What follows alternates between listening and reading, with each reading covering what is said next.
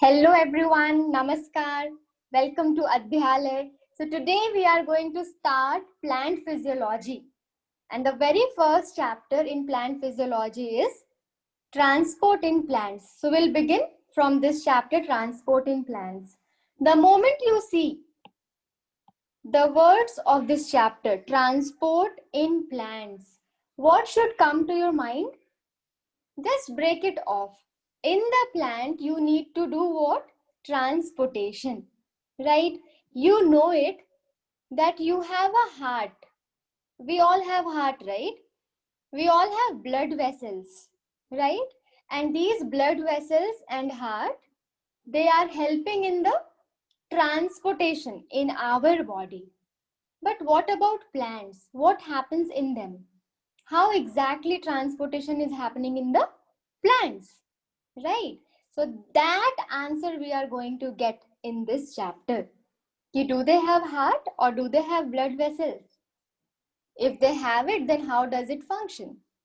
Or if they do not have it, then what is that which is helping them in doing the transportation? Right. So that is what we are going to learn in this chapter. Right. Imagine there is a plant, and we all know that if there is a plant, it will have roots, and the roots will absorb water. We know it, right?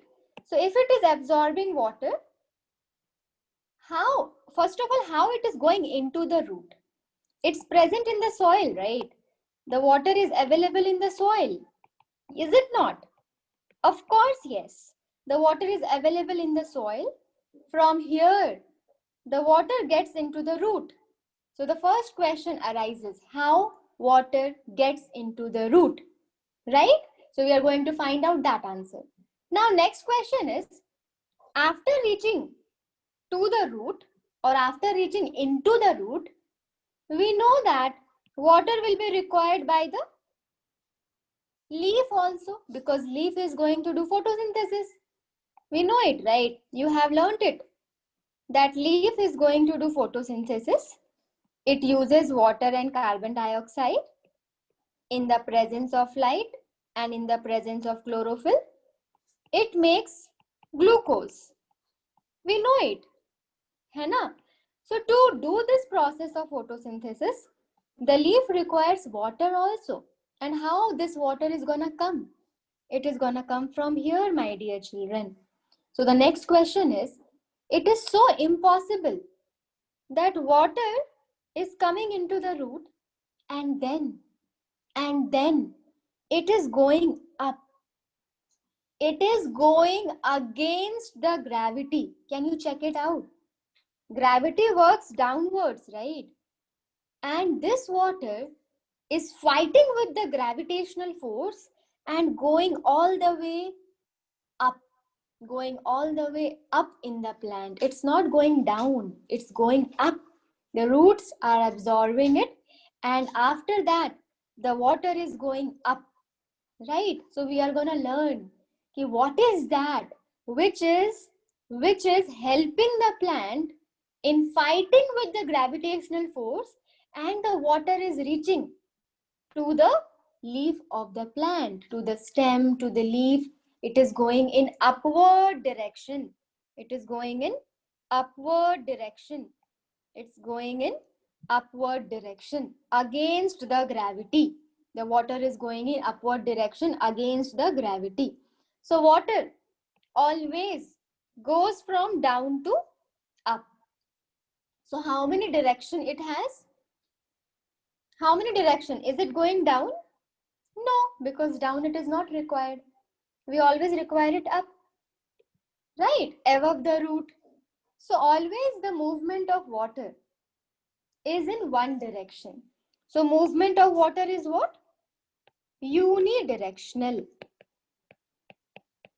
Movement of water is unidirectional. That's right. It's going upwards. Now, if water is going along with water, is there anything else which moves along with water? Of course, soil has minerals also, and plants also require minerals. So along with water, इसके पीछे पीछे कौन जाएगा? Along with waters, minerals will also come along. So even minerals will be flowing in the upward direction, unidirectional flow. Got it? Now you might have learned it in your 9th 10th standard. Water and minerals are conducted by xylem और phloem. जल्दी बोलने का, time खोटा नहीं करने का, जल्दी जल्दी जल्दी. Water plus minerals, you will transport it with the help of a tissue. Yes, perfect. And that's xylem. आपको मिलता है 1 करोड़ रुपए. ठीक है, चलो. So xylem will help in water and minerals transportation and that is unidirectional. You can see going upward. अब देखो, यहाँ पे हमने तुरंत फोटोसिंथेसिस किया ना. I told you that on the leaf you get photosynthesis and plant autotroph होते हैं. Plants are autotroph, सबको पता है. Autotroph मतलब they make their own food, है ना. तो खाना बनाते हैं, वाटर कार्बन डाइऑक्साइड को यूज करते हैं, ग्लूकोज बना दिया. अब इस ग्लूकोज को क्या लीफ खा जाएगा पूरा पूरा? अगर किचन में खाना बनता है, if in your kitchen food is getting prepared, क्या किचन उसको खुद खा जाता है? नहीं ना, आप उसको सबको डिस्ट्रीब्यूट करते हो अपने घर में फैमिली वालों को. उसी तरह ये प्लांट का लीफ जो है वो क्या है? किचन है. किचन ऑफ द प्लांट क्या है? Leaf is the kitchen of the plant, जहां खाना पक रहा होता है. खाना जब रेडी हो जाए, जब फोटोसिंथेसिस हो जाए, जब खाना रेडी हो जाए, फोटोसिंथेसिस हो जाए, तो क्या leaf will consume all of it? Obviously no. ये अपने पूरे बॉडी के लिए बनाता है ना, पूरे फैमिली के लिए बनाता है. स्टेम के लिए, ब्रांचेस के लिए, रूट्स के लिए, सबके लिए. तो इसका जब मूवमेंट होगा, जब ये आपका जो ग्लूकोज खाना बन गया, जिसको फोटोसिंथेट्स बोलते हैं, क्योंकि फोटोसिंथेसिस से बना, the product of photosynthesis you can call it as photosynthate. क्या बोल सकते हो? फोटोसिंथेट. मतलब ये किस प्रोसेस से बना है? फोटोसिंथेसिस की प्रोसेस से बना है. आपको दिख रहा है ये ग्लूकोज है, लेकिन मैं इसको बोल सकती हूँ फोटोसिंथेट. क्यों? क्योंकि ये बना किस प्रोसेस से है? फोटोसिंथेसिस से बना. The product which you get from photosynthesis you can call it as photosynthate. आपने उससे बनाया. अब इसका जब ट्रांसपोर्टेशन करना है, तो लीफ तो सारा कंज्यूम नहीं कर रहा ना. आपको ऊपर भी भेजना है, आपको नीचे भी भेजना है कि नहीं? आपको सारे डायरेक्शन में इसको सबको भेजना है, सबको खाना चाहिए ना. Otherwise they will die out of hunger, right? उनको एनर्जी नहीं मिलेगी. एंड दैट्स व्हाई जब फोटोसिंथेट की ट्रांसपोर्ट की बारी आती है, it gets transported with the help of phloem tissue. and अगर डायरेक्शन की बात करोगे, P for photosynthete, P for phloem. अगर डायरेक्शन की बात करोगे, क्या ये एक डायरेक्शन में जाएगा? बिल्कुल नहीं, है ना. ये मल्टी डायरेक्शन में जाएगा. मल्टी डायरेक्शन, ऊपर नीचे सब जगह जाएगा.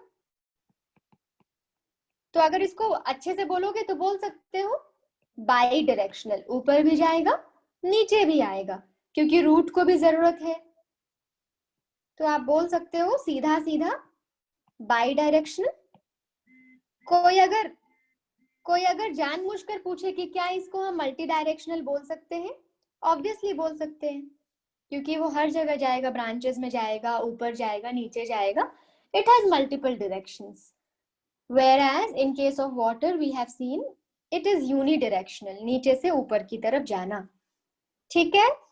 तो हम इस चैप्टर में यही सीखने वाले हैं कि पानी रूट में कैसे गया, रूट में पानी जाने के बाद ऊपर कैसे चला गया. ये कौन सी कहानी है ना? ऊपर कैसे जा रहा है, आखिर क्या है जो ग्रेविटी के अगेंस्ट पानी को लेकर जा रहा है. दूसरी कहानी हम ये पढ़ेंगे कि फोटोसिंथेट जो बन गया, उसको फ्लोएम, पता है कि फ्लोएम लेके जा रहा है, लेकिन फ्लोएम कैसे लेके जा रहा है, how this phloem is taking the photosynthate in the plant. समझे? हम ये पढ़ने वाले हैं इस चैप्टर में। तो इसको समझने के लिए बहुत सारी चीजें सीखना पड़ेगा। बहुत तरह के ट्रांसपोर्ट होते हैं प्लांट में। एक चीज क्लियर हो गया होगा कि उनके पास ब्लड वेसल्स नहीं होते हैं, उनके पास दिल हार्ट नहीं होता है, उनके पास एक मसीहा है, जाइलम एंड फ्लोएम, है ना। वो टिश्यू वैस्कुलर बंडल्स कहलाते हैं, जाइलम एंड फ्लोएम, जिसकी हेल्प से वो ट्रांसपोर्टेशन कर रहे हैं। ठीक है, देख सकते हो जाइलम फ्लोएम लंबा लंबा डिस्टेंस कवर करता है, नीचे से ऊपर, ऊपर से नीचे, बहुत लंबी लंबी डिस्टेंस को वो कवर कर लेते हैं। लेकिन अगर हमें छोटे डिस्टेंस में ट्रांसपोर्टेशन करना हो तब क्या करेंगे? अगर हमें छोटे डिस्टेंस में ट्रांसपोर्ट करना हो तब कुछ और सॉल्यूशंस है क्या? जाइलम फ्लोएम के अलावा कुछ और चीजें हो सकती हैं? तो हम यही सब पूरा पढ़ने वाले हैं इस चैप्टर में। चलो, तो क्या क्या पढ़ेंगे इसका एक फ्लो चार्ट है, ये एक माइंड मैप है। ठीक है, इस चैप्टर में हम क्या क्या पढ़ने वाले हैं। तो ट्रांसपोर्ट इन प्लांट्स में अलग अलग तरीके के ट्रांसपोर्ट पाए जाएंगे। There will be various ways, various means of transport. कौन कौन से होंगे? मैंने आपको बोला था ये सब चीज पढ़ के आना, कल बोला था ना, मैसेज किया था आपको, राइट। तो क्या डिफ्यूजन से हो जाएगा, डिफ्यूजन से ट्रांसपोर्ट हो सकता है ना। फिर फैसिलिटेटेड डिफ्यूजन से ट्रांसपोर्ट हो सकता है, वो क्या होता है मैं पढ़ाऊंगी आपको, डोंट वरी। फिर क्या एक्टिव ट्रांसपोर्ट हो सकता है। तो मीन्स ऑफ ट्रांसपोर्ट कितने मिले? 3 मिले। क्या क्या मिले? डिफ्यूजन से हो सकता है, फैसिलिटेटेड डिफ्यूजन से हो सकता है, एंड एक्टिव ट्रांसपोर्ट से हो सकता है। These are the 3 means of transport in the plant. ठीक है, चलो अब देखते हैं, इसको सीखते हैं आज की क्लास में। तो ट्रांसपोर्ट आप कैसे कैसे करोगे? मान लो ये सेल है ना, तो इस सेल में एक जगह से दूसरे जगह ट्रांसपोर्ट करनी होती है, राइट। मुझे इस पॉइंट से I want to transport something from this point to this point, है ना। फिर क्या, I want to transport something from here to here. Then क्या, I want to transport something from here to here. Possibility तीनों है ना, मुझे यहां से यहां ट्रांसफर करना है, मुझे अंदर से बाहर करना है, मुझे एक सेल से दूसरे सेल में ट्रांसपोर्ट करना है ना। तो ये जो 3 चीज आपको दिख रही है ना, इसमें बहुत लंबा लंबा डिस्टेंस दिख रहा है या छोटा सा दिख रहा है? 2 सेल पास में है, आराम से ट्रांसपोर्टेशन कर रहे हैं, सेल के अंदर हो रहा है, सेल से थोड़ा बाहर हो रहा है, और 2 सेल के बीच में हो रहा है, राइट। तो इनके लिए छोटे छोटे डिस्टेंस के लिए, ये छोटा ही है ना, यहाँ से यहाँ, यहाँ से यहाँ, सब छोटे डिस्टेंस है। तो जब छोटे डिस्टेंस की बारी आती है, when it is matter of small distance, तब प्लांट मैनेज कर लेते हैं। प्लांट किससे मैनेज कर लेंगे? जो अभी बढ़ा ना, डिफ्यूजन से मैनेज कर लेंगे, और क्या, फैसिलिटेटेड डिफ्यूजन से मैनेज कर लेंगे, और क्या, कभी कभी एनर्जी की जरूरत पड़ सकती है तो एक्टिव ट्रांसपोर्ट लगाकर मैनेज कर लेंगे। अगर छोटे छोटे डिस्टेंस की बात होती है तो, छोटे छोटे डिस्टेंस की बात होती है तो, है ना, वो डिफ्यूजन कर सकते हैं, फैसिलिटेटेड डिफ्यूजन कर सकते हैं, एंड एक्टिव ट्रांसपोर्ट कर सकते हैं। And this is happening for छोटे छोटे डिस्टेंस के लिए, शॉर्ट डिस्टेंस के लिए। ठीक है, तो क्या क्या करेंगे? वो डिफ्यूजन कर लेंगे। चलो एनसीईआरटी की लाइन बता देती हूँ, जो जो लिखा है। मान लो यहां से यहां चीजों को भेजना है, यहां से यहां जब चीजों को भेजना है तो how will you do it? आप कुछ नहीं करोगे, आपका cytoplasm is more than enough. Cytoplasm movement होता है ना, फ्लोट करता है ना वो, तो यहां से वहां चीजें मूव कर सकती हैं, राइट। तो उसको आप साइटोप्लाज्म स्ट्रीमिंग बोलते हो, साइटोप्लाज्म स्ट्रीमिंग। जैसे बोट में होता है ना, बोलते हैं डाउन स्ट्रीम जाओ, अप स्ट्रीम जाओ, बोटिंग में बोलते हो ना, मैथ्स का बहुत सारा प्रॉब्लम सॉल्व किया होगा, go up stream, go down stream. तो हमारा साइटोप्लाज्म भी क्या है, फ्लोटिंग है ना, फ्लूइड है। तो साइटोप्लाज्म स्ट्रीमिंग से हम आराम से यहाँ से यहाँ चीजों को भेज सकते हैं, राइट। डिफ्यूजन करके यहाँ से यहाँ चीजों को आराम से भेज सकते हैं, राइट। मान लो कोई चीज है जो मुझे यहाँ से यहाँ भेजनी है, लेकिन यहाँ वो कम है, यहाँ वो कम है, यहाँ वो ज्यादा है। अगर आपको कम से ज्यादा की तरफ ले जाना है, मान लो ये जो सेल है ना आपका बी, सेल बी, इसको किसी चीज की बहुत जरूरत है, मतलब बहुत ग्रीडी है ये, ऑलरेडी इसके पास है, बट ये बोलेगा ना मेरे को और चाहिए, मेरे को और चाहिए। ये बेचारा ए जो है ना, इसके पास कम है, इसके पास ऑलरेडी कम है, बट इसे किसको देना है, उसे देना है जिसके पास ऑलरेडी ज्यादा है। तो ये ज्यादा वाला क्या बोलेगा, सुनना तेरे पास कम है मुझे पता है, मैं ना तुझे बदले में एनर्जी देता हूँ, है ना, मेरे को, मैं तुझे एटीपी देता हूँ, है ना, एनर्जी, एनर्जी लेके मेरे को ये वाली सब्सटेंस दे दे। तो जब भी आपका लो कॉन्सेंट्रेशन से हाई कॉन्सेंट्रेशन की तरफ मूवमेंट होता है, तो आपको एटीपी देने की जरूरत पड़ती है, एनर्जी देने की जरूरत पड़ती है, क्योंकि आप जबरदस्ती ले रहे हो ना उससे, बेचारे के पास ऑलरेडी कम था और आप ज्यादा की तरफ उसको दे रहे हो, तो you have to give some energy for it. चलो भाई एटीपी दे रहा हूं, तू आ जा इधर, ठीक है। तो दिस इज एक्टिव ट्रांसपोर्ट, ये आपका होता है एक्टिव ट्रांसपोर्ट, समझे। तो डिफ्यूजन क्या होता है एंड फैसिलिटेटेड डिफ्यूजन क्या होता है, ये पैसिव होता है। डिफ्यूजन एंड फैसिलिटेटेड डिफ्यूजन क्या होता है, दिस इज पैसिव। पैसिव का मतलब, पैसिव का मतलब आपको एटीपी देने की जरूरत नहीं है, उसका मतलब हमेशा मूवमेंट कहां से होगा, higher concentration to lower concentration, हमेशा मूवमेंट कहां से होगा, from higher concentration to lower concentration. So if the movement is happening from higher concentration to lower concentration, of course easily हो जाएगा, उसके पास ज्यादा था इसके पास कम था, आराम से दे दो, that is passive। तो पैसिव में दो चीजें सीखी हमने, डिफ्यूजन एंड फैसिलिटेटेड डिफ्यूजन। लेकिन अगर आपको कम से ज्यादा की तरफ ले जाना है, movement you want to do from lower concentration to higher concentration, फिर आपको एटीपी देने की जरूरत पड़ती है। और जब आप एटीपी देते हो, उस तरह के ट्रांसपोर्ट को हम एक्टिव ट्रांसपोर्ट बोलते हैं। यहां तक सबको समझ आ गया, राइट। चलो अब प्लांट में ऐसा तो हमेशा नहीं होगा ना कि भाई एकदम पास पास सेल्स है बस वहीं पे ट्रांसपोर्ट करना है, it will not happen all the time, right, yes और नो, बिल्कुल सही। हमें प्लांट में बहुत दूर दूर तक रास्ता तय करना होता है, we have to reach to so many metres high, right, आपको बहुत ऊपर जाना होता है, you need to go to so much high in the plant. Plant का लेंथ बहुत बड़ा बड़ा होता है, राइट, आपको लंबा लंबा डिस्टेंस रीच करना होता है, you have to reach very very high distance, very very long distance in the plant. फिर कैसे करोगे, अगर लंबे लंबे डिस्टेंस को ले जाना है प्लांट को, तो डिफ्यूजन करते रहोगे, है ना, करते रहोगे डिफ्यूजन, एक सेल से दूसरे सेल में जाएगा, दूसरे सेल में उसमें जाएगा, उसमें जाएगा, ऐसे करते करते प्लांट की जिंदगी चली जाएगी, लेकिन वो ट्रांसपोर्ट नहीं कर पाएगा। बहुत स्लो प्रोसेस होता है डिफ्यूजन, पता है आपको, बहुत स्लो प्रोसेस होता है। तो इसके लिए मैंने अभी बताया था मसीहा, है ना, तो कौन है वो, उनकी बॉडी में टिश्यू की डेवलपमेंट हुई थी, एंड वो कौन थे, ton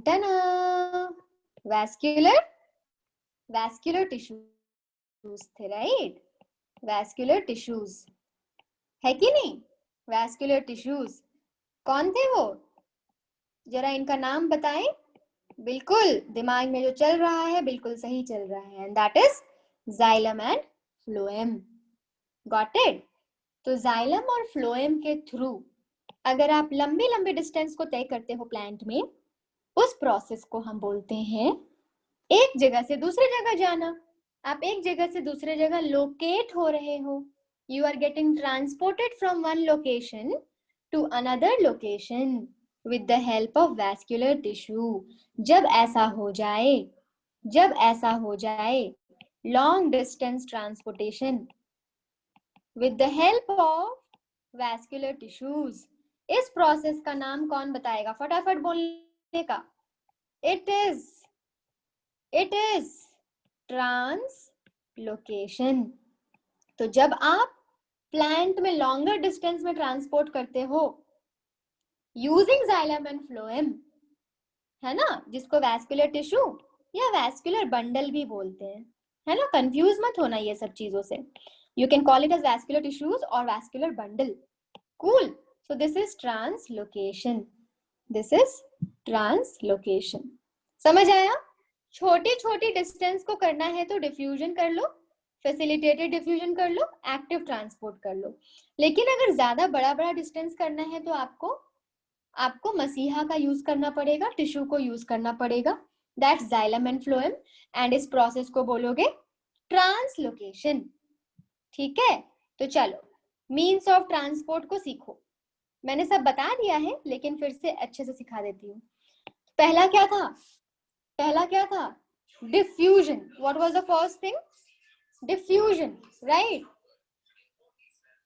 diffusion. So what happens here? The movement happens from, याद है सबको, higher concentration to lower concentration। चलो बताओ, क्या इसमें एनर्जी की जरूरत पड़ती है? Do you require ATP? नहीं मैम, बिल्कुल नहीं। चलो बताओ, क्या ये पैसिव है, क्या ये एक्टिव है? मैंने सब सिखा दिया है। क्या ये पैसिव है, क्या ये एक्टिव है? It is passive. आराम से डिफ्यूजन हो जाता है, ठीक है, पैसिव होता है। Cool.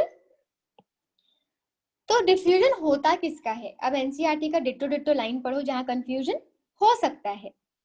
So diffusion is very much obvious in gases and liquids. मान लो आपका एक रूम है, एक क्लोज्ड रूम है, हाँ, there is a close room and उसमें क्या है, पूरा पूरा गैसेस फिल्ड है, पूरा रूम बंद है, हाँ, पूरा रूम बंद है और गैसेस फिल्ड है उसमें। समझ गए? चलो अब आपने क्या किया, इस रूम में एक जो रूम था जिसमें पूरा पूरा गैसेस फिल्ड है, गैसेस फिल्ड है, आपने इस रूम की लॉक को तोड़ दिया, मतलब रूम को खोल दिया। You open the door. आप जैसे ही डोर खोलोगे, क्या आपको कुछ करने की जरूरत है कि गैस तू आजा बाहर, गैस तू आजा बाहर, ऐसे बोलने की जरूरत है क्या? वो अपने से चला जाएगा कि नहीं खुले वाले एरिया में? क्यों? क्योंकि यहाँ पे कॉन्सेंट्रेशन कम था और यहाँ पे कॉन्सेंट्रेशन ज्यादा था, तो गैसेस का डिफ्यूजन बहुत आसानी से हो जाएगा। उसी तरह लिक्विड का भी, मान लो आपने सेम रूम को लिक्विड से बंद था, वो पूरा लिक्विड भरा था, जैसे ही खोलोगे धाए धाए धाए पूरा पानी बाहर आने लगेगा, it will come, right, the water will come out, होगा कि नहीं? यही डिफ्यूजन है आपका, हायर कॉन्सेंट्रेशन से लोअर कॉन्सेंट्रेशन। तो गैसेस और लिक्विड, यहां तक कि सॉलिड भी वही होगा, gases and liquid plus solid का भी डिफ्यूजन हो जाएगा आराम से, ठीक है। लेकिन यहाँ पे एक लाइन सुनो, the diffusion process is obvious in gases and liquid, gases और लिक्विड में फटाफट हो जाता है, but diffusion in solid, solid में अगर आपको डिफ्यूजन कराना है तो वो थोड़ा मुश्किल होता है, rather than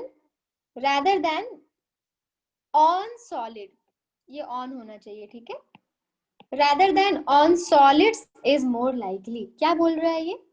कि गैसेस, लिक्विड और सॉलिड का डिफ्यूजन हम कर सकते हैं इजीली, लेकिन अगर सॉलिड मीडियम हो, सॉलिड मीडियम का मतलब समझो, मान लो ये एक रूम है,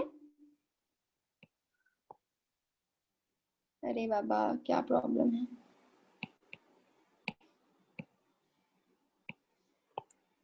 This is one room and this is another room.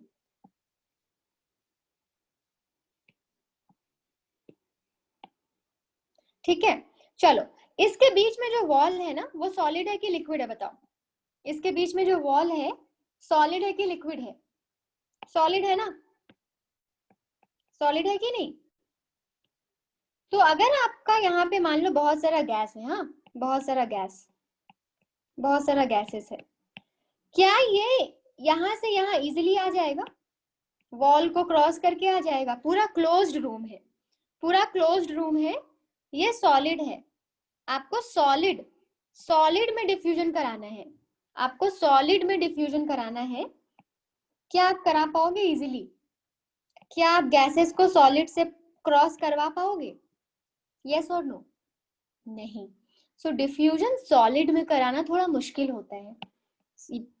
हो सकता है यहाँ पे कॉन्सेंट्रेशन ज्यादा था एंड यहाँ पे कॉन्सेंट्रेशन कम है ना, यहाँ से इसको इधर आ जाना चाहिए, लेकिन बीच में दीवार है अंबुजा सीमेंट की, है ना, बीच में एक सॉलिड दीवार है, right?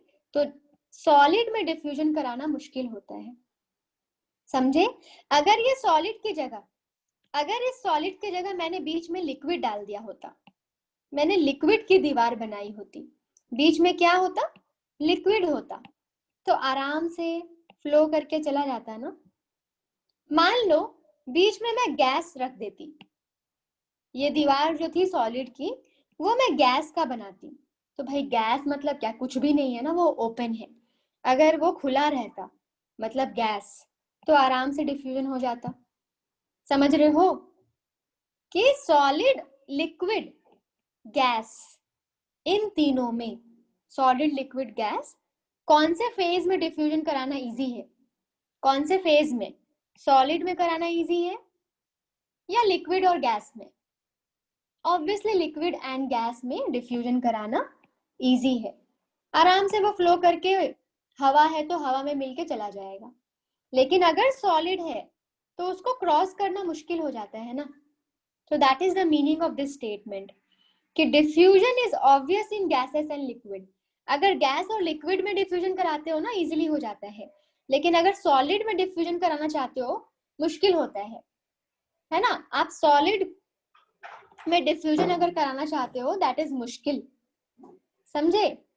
rather than on solid, बोल रहा है कि हम सॉलिड का डिफ्यूजन कर सकते हैं, we can do the diffusion of solid, लेकिन सॉलिड में डिफ्यूजन करना बहुत मुश्किल है। अगर आपका बीच का दीवार सॉलिड है तो उसको डिफ्यूजन कराना मुश्किल है, ऑब्वियसली मुश्किल होगा, है ना, सॉलिड है ना। क्या ये समझ आया सबको? Has everyone understood it? चलो दूसरी लाइन पे आ जाओ। Is it dependent on a living system? क्या ये एक लिविंग सिस्टम में डिपेंडेंट होता है? सोच के बताना, यस और नो। क्या इसको एक लिविंग बॉडी चाहिए?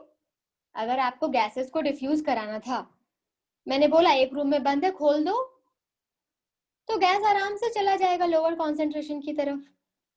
एक रूम में लिक्विड है, दूसरे रूम में नहीं है, उसको खोल दो, लिक्विड आराम से चला जाएगा दूसरे रूम की तरफ जहां पे लिक्विड कम था। तो क्या एक लिविंग सिस्टम पे डिपेंडेंट है?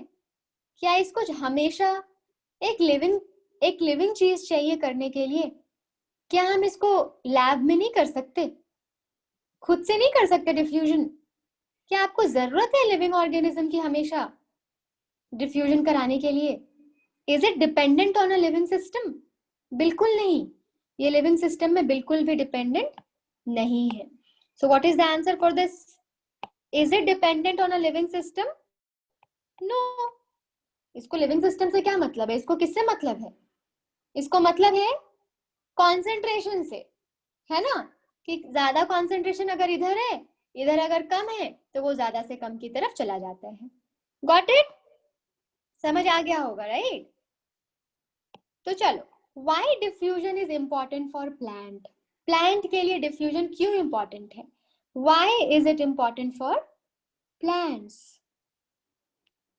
तो प्लांट में सुना है कभी गैसियस एक्सचेंज होता है प्लांट में?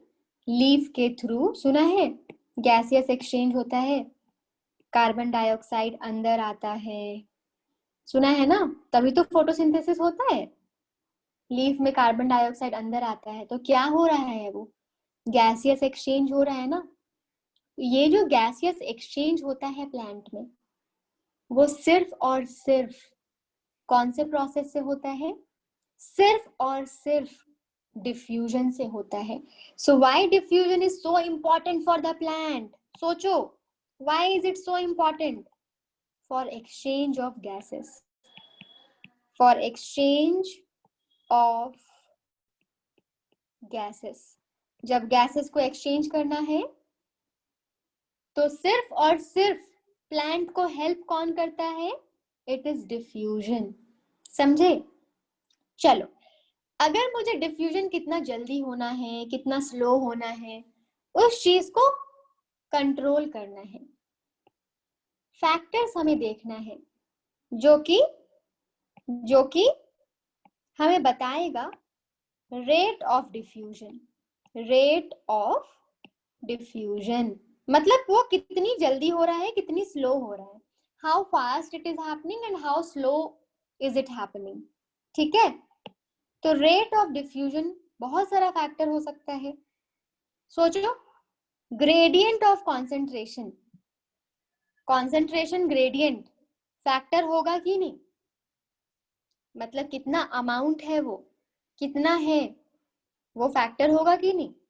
ऑब्वियसली होगा, क्योंकि वो ज्यादा से कम की तरफ जाता है ना हमेशा, है कि नहीं? अगर इधर बहुत ज्यादा है, इधर 100 मॉलिक्यूल्स है एंड इधर 1 मॉलिक्यूल है, तो भाई ये फटाफट जाएगा, बहुत फास्ट जाएगा, डिफ्यूजन रेट फास्ट हो जाएगा। बिल्कुल सही बिल्कुल सही पॉइंट है ये। परमिएबिलिटी ऑफ मेम्ब्रेन, आप जिस मेम्ब्रेन से उसको क्रॉस करवा रहे हो, आप जिस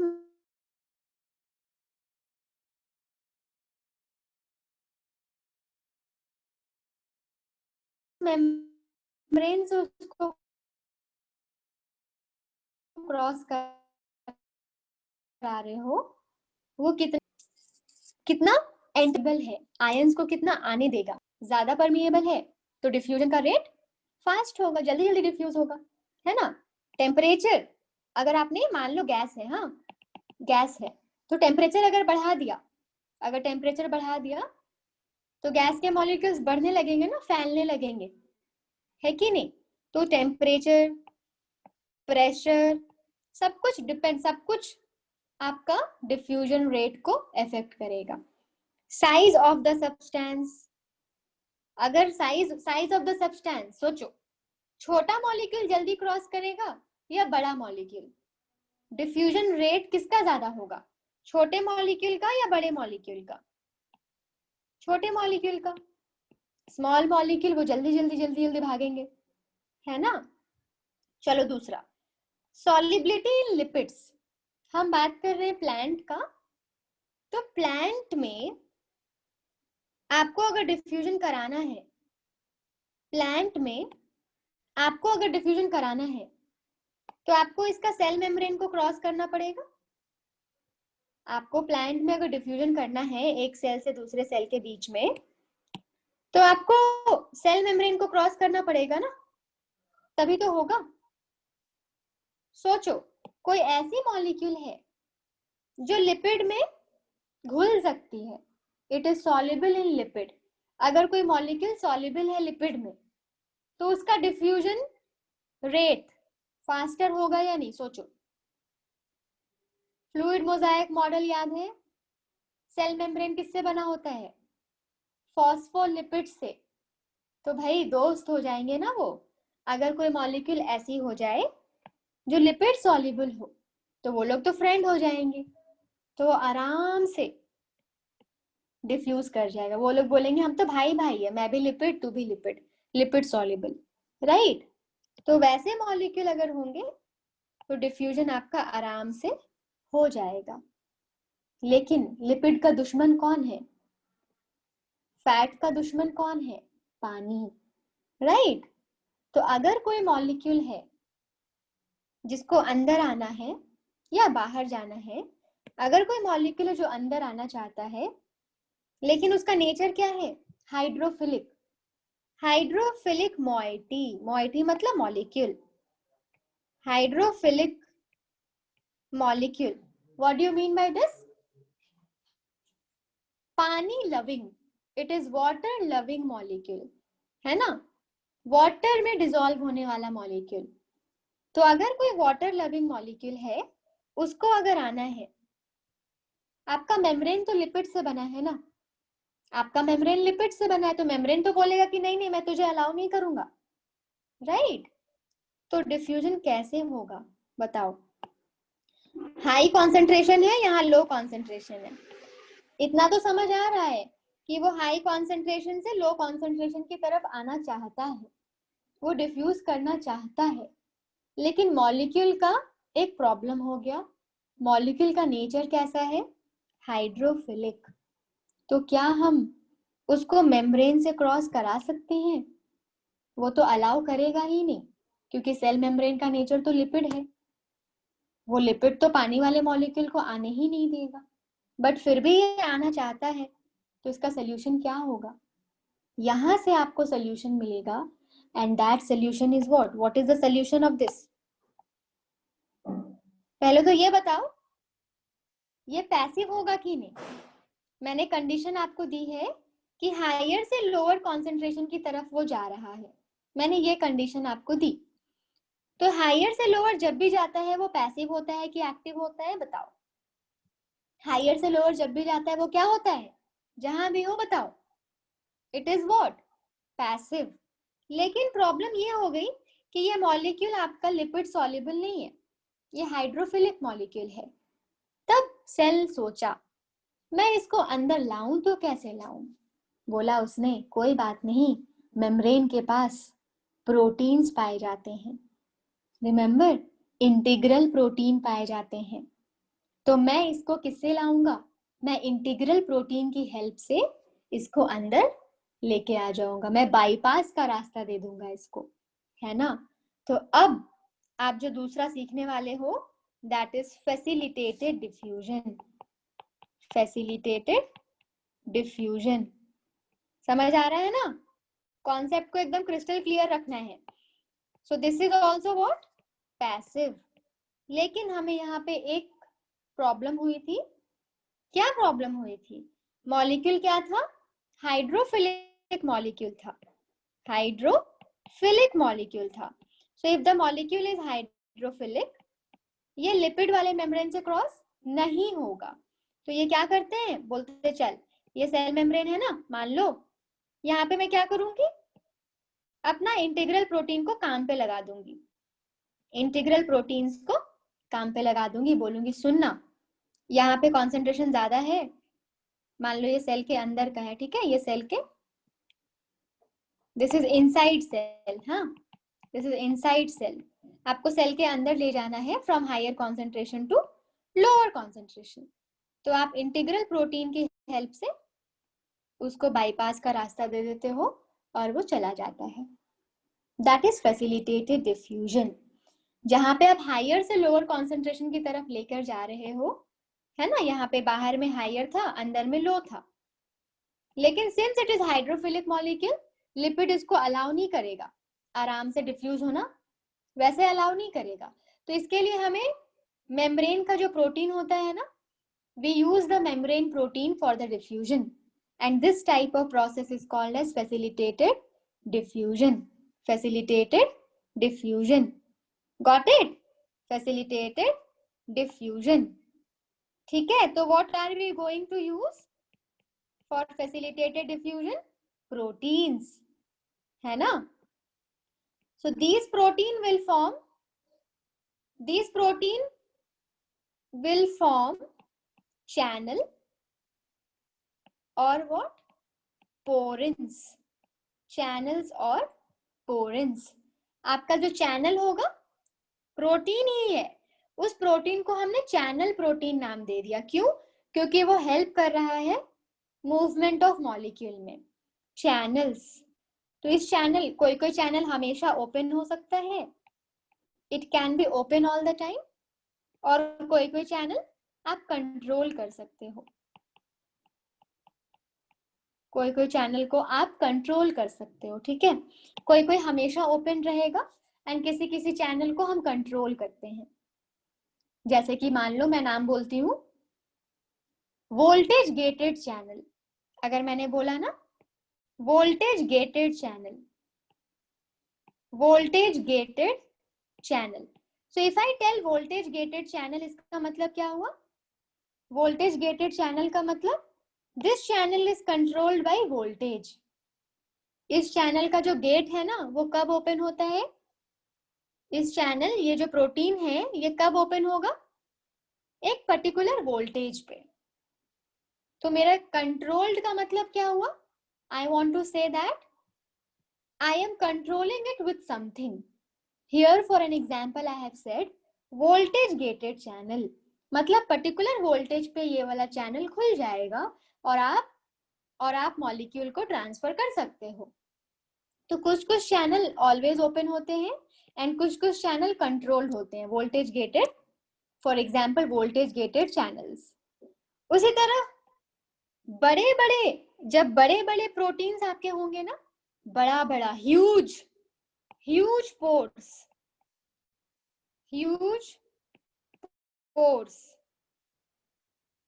ह्यूज पोर्स, जब बड़े बड़े पोर्स होंगे ना तो उसको हम पोरिन्स का नाम दे देते हैं। बड़े बड़े पोर्स मतलब बहुत सारे, मतलब प्रोटीन आपका बहुत बड़ा सा प्रोटीन बन गया और अंदर में बहुत बड़ा होल है जिसके थ्रू आप मॉलिक्यूल्स को ट्रांसपोर्ट कर सकते हो, porins. So porins is also a protein. Channel वो भी एक प्रोटीन है, समझे? हमने जो इंटीग्रल प्रोटीन पढ़ा है ना, वो इंटीग्रल प्रोटीन के हम टाइप्स पढ़ रहे हैं कि वो चैनल्स हो सकते हैं, वो बड़े बड़े पोर्स के जैसा हो सकते हैं एंड आप उसको पोरिन्स बोलते हो, है ना। तो आपका एक होमवर्क है छोटा सा, ये पोरिन्स कहाँ पाया जाता है, ये पोरिन्स कहाँ कहाँ हमें ज्यादा मिलता है, एनसीईआरटी पढ़ोगे और फाइंड आउट करोगे, ठीक है। Where do you get these porins. एक और होमवर्क है 8 एक्वापोरिन्स। 8 एक्वापोरिन्स जब मिलते हैं, 8 एक्वापोरिन्स मतलब 8 प्रोटीन चैनल्स एक साथ मिल जाते हैं। इतना सोचो, एक पोरिन ऑलरेडी बहुत बड़ा है, राइट, बहुत बड़ा एरिया है उसके अंदर। हमने 8 एक्वापोरिन को मिला दिया, 8 एक्वापोरिन, 8 एक्वापोरिन को मिलाया, तो आखिर हम ये क्यों बनाए, एक्वा क्यों नाम रखा है? ये 8 एक्वापोरिन मिला के हम कौन सा चैनल बना सकते हैं जिसके थ्रू क्या जाए, जिसके थ्रू क्या जाए? 8 एक्वापोरिन हमने मिला दिया तो बहुत बड़ा डायमीटर का बन जाएगा ना प्रोटीन चैनल। तो इसको क्या नाम दोगे? इसका नाम होता है water channel, water channel. So what we learn, आपका जो प्रोटीन्स होता है, हमारी जरूरत कहाँ से आई? हमारी जरूरत यहाँ से आई। If a molecule is hydrophilic, है ना, वाटर लविंग है अगर कोई मॉलिक्यूल, और क्या दूसरी कंडीशन क्या थी कि कॉन्सेंट्रेशन हायर से लोअर की तरफ ले जाना है, हायर से लोअर की तरफ ले जाना है। तो प्रोसेस तो पैसिव था, प्रोसेस तो पैसिव था क्योंकि हायर से लोअर की तरफ ले जाना है, एनर्जी की जरूरत नहीं है। You don't require any ATP, you do not require any ATP, लेकिन आपको प्रोटीन्स की जरूरत पड़ती है। उस प्रोटीन को आप चैनल बोलोगे, है ना।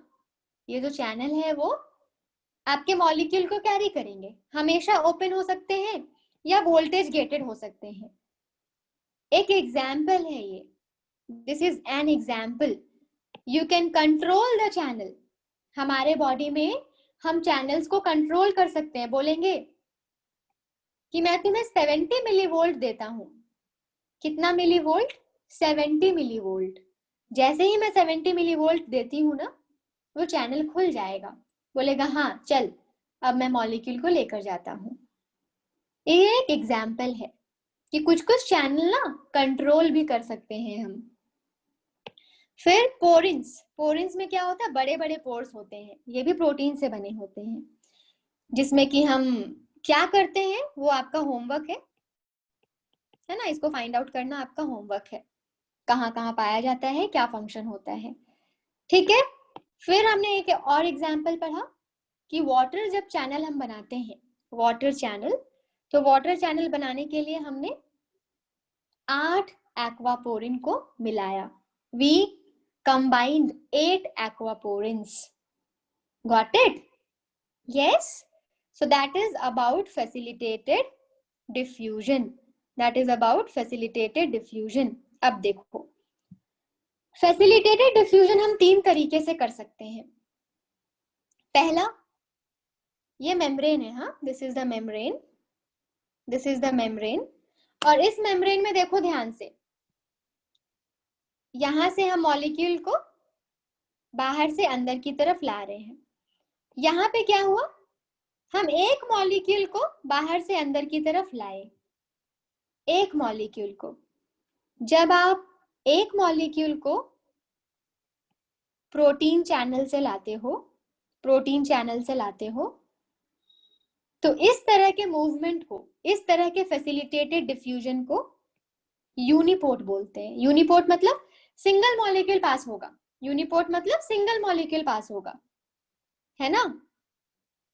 एक और देखो यहाँ पे, यहाँ क्या हो रहा है, एक ही प्रोटीन चैनल से, एक ही प्रोटीन चैनल से यहाँ क्या हो रहा है, एक मॉलिक्यूल इधर जा रहा है एंड उसके बदले में दूसरा मॉलिक्यूल इधर आ रहा है।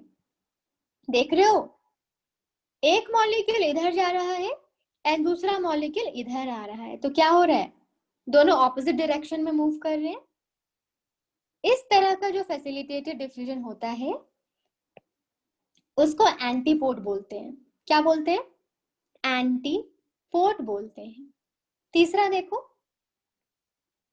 प्रोटीन इसको लेकर जा रहा है, चैनल है ना, चैनल प्रोटीन इसको लेकर जा रहा है, दो दो मॉलिक्यूल को साथ में लेके जा रहा है, मतलब ए जो है ना, मॉलिक्यूल ए, वो अकेले नहीं जाएगा, वो बोलेगा मैं तभी जाऊंगा जब मेरे साथ बी जाएगा। ठीक है, तो जब ऐसा मूवमेंट होता है हमारे सेल में जिसमें आप प्रोटीन चैनल देते हो, दूसरा हाई कॉन्सेंट्रेशन से लो कॉन्सेंट्रेशन में मूवमेंट होता है, तीसरा दो मॉलिक्यूल साथ साथ जाते हो, when two molecules move together from higher concentration to lower concentration with the help of carrier protein या channel protein, आप उसको क्या बोलते हो, symport. What do you call it? symport. तो यूनिपोर्ट में वो अकेले जाता है आराम से, एंटीपोर्ट में एक जाता है दूसरा आता है, तभी वो मूवमेंट होता है। सिम्पोर्ट में दो मॉलिक्यूल साथ साथ जाते हैं, राइट। तो फैसिलिटेटेड के कितने टाइप्स दिख गए आपको, 3 तरह का फैसिलिटेटेड डिफ्यूजन दिखा। तो मैं तब से इसको क्या बोल रही हूँ, channel protein, channel protein, channel protein, है ना। क्या मैं इस चैनल प्रोटीन को कैरियर प्रोटीन बोल सकती हूँ, सोचो, क्या मैं इस चैनल प्रोटीन को कैरियर प्रोटीन बोल सकती हूँ, सोचो। इस चैनल प्रोटीन को कैरियर प्रोटीन बिल्कुल बोल सकती हूँ, क्योंकि what is the function, it is carrying the molecule, that's why इसको हम कैरियर प्रोटीन का भी नाम देते हैं, कैरियर प्रोटीन का भी नाम देते हैं। Got it. So that is facilitated diffusion. समझ आया, है ना। देखो क्या कैसे हो रहा है फैसिलिटेटेड डिफ्यूजन, आपके मॉलिक्यूल्स इधर ज्यादा है, इधर कम है ना, इधर कम है, तो क्या करता है, मॉलिक्यूल्स आपका प्रोटीन में बाइंड होगा, कैरियर प्रोटीन में बाइंड होता है, और वो कैरियर प्रोटीन आपके मॉलिक्यूल को इधर ट्रांसपोर्ट कर दिया। This is the plasma membrane. याद है ना fluid Mosaic model, double membrane होता है, देखो पोलर हेड है यहाँ पे, ये वाला टेल है, ये भी टेल है, ये भी हेड है, पढ़ा था ना, बाई लेयर होता है, 2 लेयर होता है। Got it. तो दिस इज फैसिलिटेटेड डिफ्यूजन। कोई डाउट है यहाँ तक, Any doubt till here? So the next thing is active transport. The movement is going to take place from lower concentration to higher concentration. मान लो ये आपका cell membrane है और यहां से आपको चीजों को इधर लाना है. जब भी आप लोअर कॉन्सेंट्रेशन से हायर कॉन्सेंट्रेशन ले जाते हो, आपको एटीपी की जरूरत पड़ती है ना? और जब आपको एटीपी की जरूरत पड़ती है, आप उस प्रोसेस को क्या बोलते हो? एक्टिव प्रोसेस बोलते हो. इतना समझ आया? अब सोचो, यहाँ पे आपको किस चीज की जरूरत पड़ेगी? जब आपको एटीपी की जरूरत पड़ती है तो हमेशा आपको कैरियर प्रोटीन की जरूरत पड़ेगी. हमेशा दिमाग में रखना इस चीज को. Always you will require carrier protein.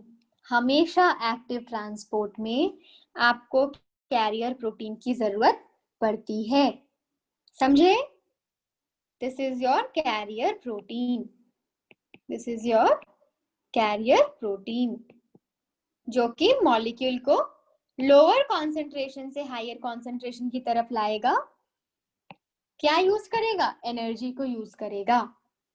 अब सुनो, आपके दिमाग में ये चलना चाहिए. मुझे नहीं पता how many of you are thinking about it कि मैम कैरियर प्रोटीन हम यहाँ पे भी बोलते हैं और फैसिलिटेटेड में भी हम कैरियर प्रोटीन बोल रहे थे, राइट? फैसिलिटेटेड में भी हम उसको कैरियर प्रोटीन का नाम दिए थे, है ना? क्या कुछ ऐसा है जिससे हम कुछ डिफरेंशिएट कर पाए दोनों के कैरियर प्रोटीन में? तो हाँ, बिल्कुल है. हम एक्टिव ट्रांसपोर्ट के कैरियर प्रोटीन को क्या बोल सकते हैं? पंप.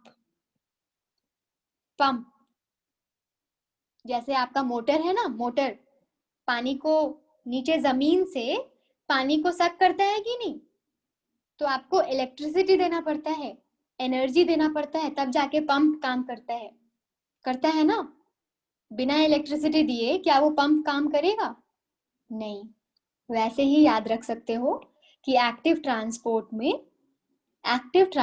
में आपका जो कैरियर प्रोटीन है, हम उसको पंप बोल सकते हैं. समझे? तो क्या डिफरेंस है कैरियर प्रोटीन फैसिलिटेटेड और एक्टिव वाले में? पंप, है ना? मैं सेल चैप्टर में पढ़ाई थी. अच्छा, बढ़िया, आपको याद है, बहुत अच्छी बात है. तो pump is the carrier protein which is used in the active transport.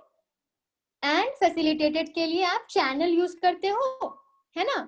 Facilitated के लिए आप चैनल बोल सकते हो या कैरियर भी बोल सकते हो. कभी भी फैसिलिटेटेड के लिए आप एक्टिव वर्ड नहीं यूज करोगे. Got it? तो आपका ये होमवर्क है, ये वाला टेबल. ठीक है? This table is your homework. इसको आप याद करके आओगे, समझ कर आओगे. Cool. So these are the different means of transport. जो समझ नहीं आएगा नेक्स्ट क्लास में आप मुझसे पूछोगे. नेक्स्ट क्लास का वेट भी नहीं करना है, कभी भी पूछ सकते हो मुझसे. ठीक है? So that is that. अगर आपको कोई डाउट है तो आप cool then. So will meet in the next class and we will start with plant water relation, जिसमें हम ऑस्मोसिस पढ़ेंगे, वाटर पोटेंशियल पढ़ेंगे, सॉल्यूट पोटेंशियल पढ़ेंगे ना, ऑल दीज थिंग्स. ठीक है? I hope all your concepts are getting clear. एक एक लाइन पढ़ना एनसीईआरटी का, सब समझ आ जाएगा. Everything you will understand. All right? चलो, thank you. See you in next class. Bye bye.